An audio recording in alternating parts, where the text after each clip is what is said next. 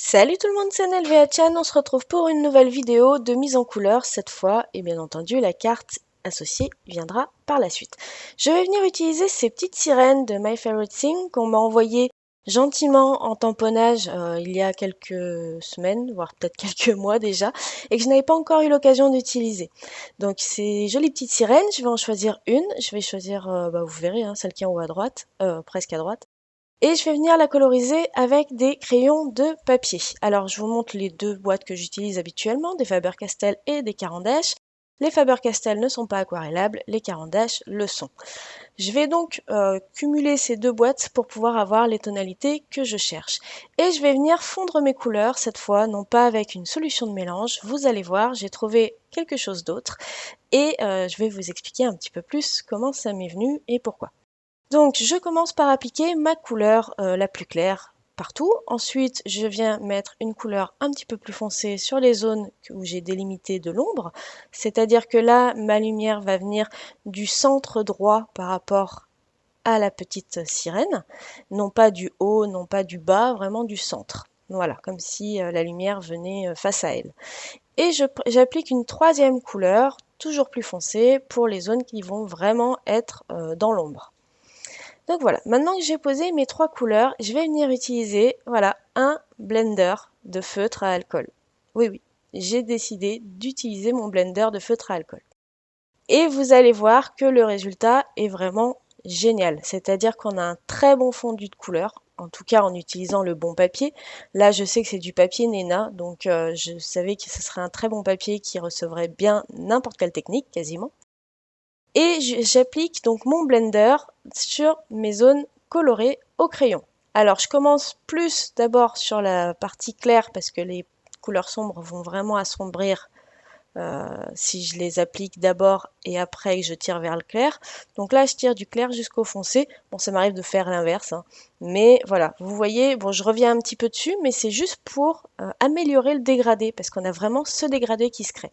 Et ne pas oublier par contre de nettoyer la mine du blender une fois que vous l'avez utilisé. Donc le blender en feutre à alcool, c'est le feutre numéro 0.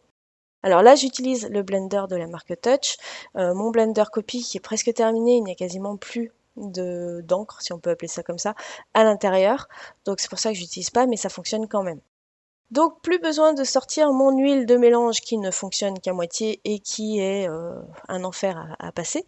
Et voilà ma solution de remplacement. Donc si vous avez un blender 0, allez-y, faites-vous plaisir, ça marche sur n'importe quel feutre, n'importe quel crayon de couleur. Alors d'où ça m'est venu? J'ai regardé une vidéo d'une américaine et bon alors je n'ai même pas mis le son parce que de toute façon je ne comprends rien à l'anglais, donc même quand elle parle, si je fais autre chose à côté, je coupe le son en fait, tout simplement. Donc voilà, et elle utilisait des Prismacolor, et en même temps qu'elle a utilisé ces Prismacolor pour sa mise en couleur, elle a utilisé un crayon un peu bizarre de Prismacolor également, mais qui était blanc ou transparent, et qui faisait des super dégradés avec ces crayons de couleur. Donc je me suis un petit peu renseignée sur ce fameux crayon en me disant, ben, je vais regarder, peut-être que c'est pas un Prismacolor parce que je savais pas sur le coup, et peut-être que ça sera compatible avec d'autres crayons. Pourquoi pas, vu que vous savez que j'étais toujours à la recherche d'une solution de mélange qui soit plus efficace que la mienne.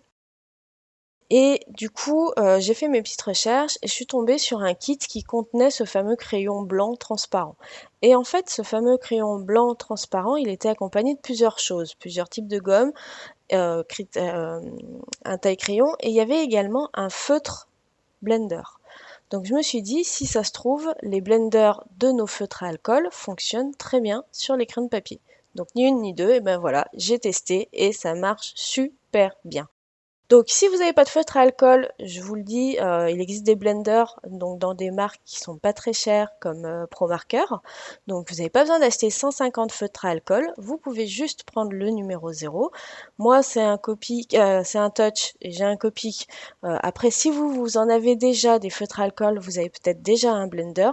Donc surtout n'hésitez pas, testez avec un bon papier. Ça, faut pas l'oublier, c'est très important. Testez avec un bon papier, sur un papier lambda, je peux pas vous dire si ça va vraiment fonctionner. Et faites-vous plaisir.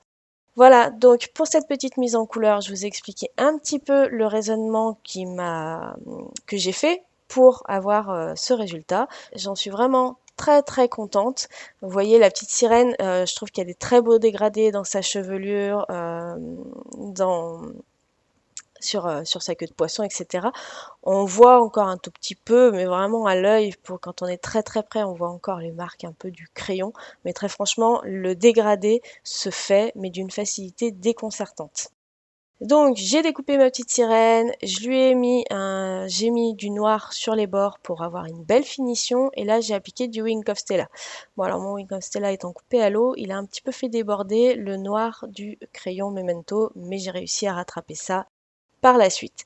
Je vous retrouve très bientôt du coup pour la carte qui va avec cette petite sirène. J'espère que l'astuce du blender vous aura plu. N'hésitez pas à tester et à me dire ce que vous en pensez. Moi, fini l'huile de mélange, je vais maintenant utiliser mon blender et c'est vraiment beaucoup plus simple pour moi. Après, si vous avez une très bonne solution de mélange, vous n'avez pas besoin de passer par le blender. Je vous fais plein d'énormes bisous. Merci d'avoir regardé la vidéo. On se retrouve très bientôt et d'ici là, scrapez bien. Bye bye!